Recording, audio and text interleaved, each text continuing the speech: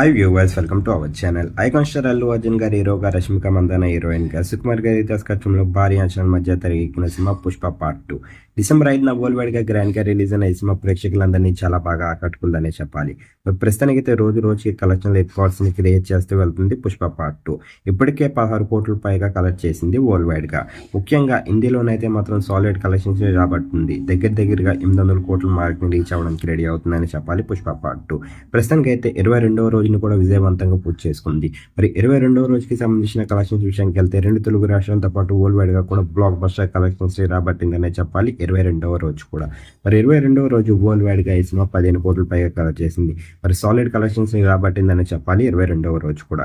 మరి ఈ సినిమా కనుక మీరు చూసినట్టయితే ఎలాగుంది, అల్లు అర్జున్ గారికి అలాగే సుకుమార్ గారికి అలాంటి విజన్ ఇచ్చిందని మీరు అనుకుంటున్నారు? కింద కనిపిస్తున్న కామెంట్ బాక్స్లో కామెంట్ చేయండి.